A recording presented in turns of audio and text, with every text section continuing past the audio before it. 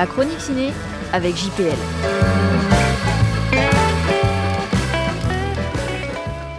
La femme la plus riche du monde, délicieusement cruelle. Thierry Cliffat a commencé sa carrière en 2003 avec déjà des stars à l'affiche.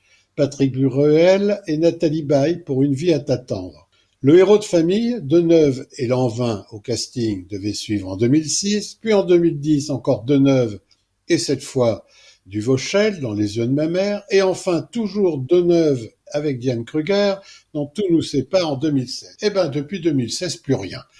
Mais avant d'aller voir ces nouvelles 122 minutes, on ne peut que constater que c'est un cinéaste qui se fait rare, mais qui, à chaque fois, sait réunir des castings de haute volée.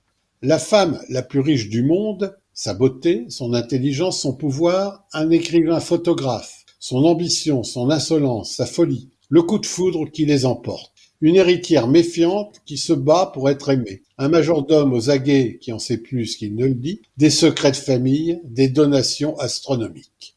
Une guerre où tous les coups sont permis. Entre manipulation, soupçons d'abus de faiblesse et secrets familiaux, le film explore les mécanismes d'emprise affective et le vertige du pouvoir dans les hautes sphères de la société diabolique. Le film est très librement inspiré de l'affaire Bettencourt, qui défraya la chronique pendant près de 20 ans, avec les ramifications politico-financières dont on se souvient. Plus qu'un long métrage sur un fait divers, le cinéaste a surtout voulu raconter le destin de ces grandes familles industrielles françaises dont une partie du pouvoir s'est construite sur des zones d'ombre, en l'occurrence ici la collaboration. Ce qui est avant tout enthousiasmant dans ce film, ce sont les dialogues d'une méchanceté rarement atteinte dans le cinéma français.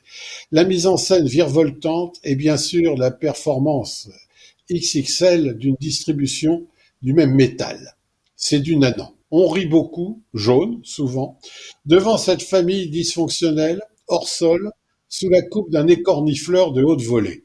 J'ai adoré ce beau moment de théâtre filmé et tous les comédiens et comédiennes qui ont pris visiblement beaucoup de plaisir, et c'est communicatif.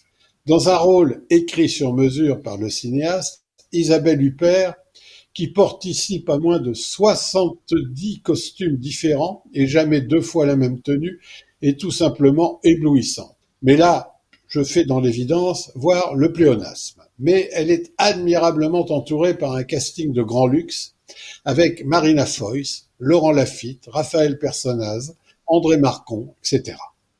Cliffat réussit le tour de force de nous passionner pour des personnages parfaitement antipathiques, pour nous offrir un divertissement d'une cruauté jouissive, une comédie hors norme.